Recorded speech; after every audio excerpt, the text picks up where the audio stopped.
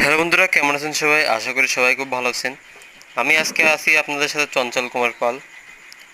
আজকে আপনাদের সামনে আমি একটা নতুন একটা ডিজাইনের একটা কাপের যে প্রেসগুলো রয়েছে, যেগুলো প্লেটের মতো, সেগুলো একটু বড় সাইজেরগুলো তৈরি করে দেখাবো। তো সেগুলো তৈরি করার জন্য ফার্স্ট টাইম আমি যে মাটিটা ইউজ করতেছি, এটা হচ্ছে আমাদের এলাকার একটা মাটি, খুবই আঠালো প্রকৃতির একটা মাটি। তারপরে এগুলো কিন্তু ম্যাশিংয়ের জন্য নয়।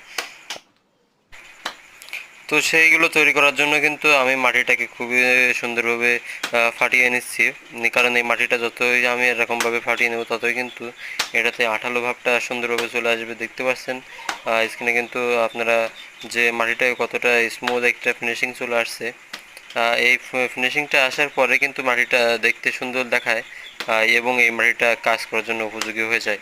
তো আমি দেখলাম মাটিটা কিন্তু ফিনিশিংটা সুন্দরই হয়েছে।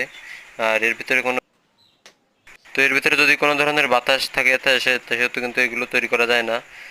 তো দেখতেছিলাম যে মাটিটা এখন দেওয়া যায় কিনা। তো দেখলাম একটু ভানাসি করা যাক। তো একটু ভানাসি করে মাটিটা কিন্তু ওর উপরে রেখে দিলাম আমি।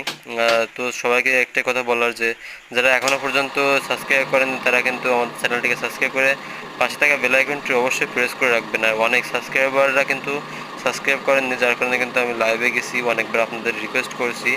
তো অনেকদিন আমি কাজ করি না, প্রায় 7 মাস। তো এখন আবার নতুনভাবে শুরু করছি, আপনাদের মাঝে আসার জন্য চেষ্টা করতেছি। সবাই সাবস্ক্রাইব করে পাশে থাকুন এবং আমার পাশে থাক।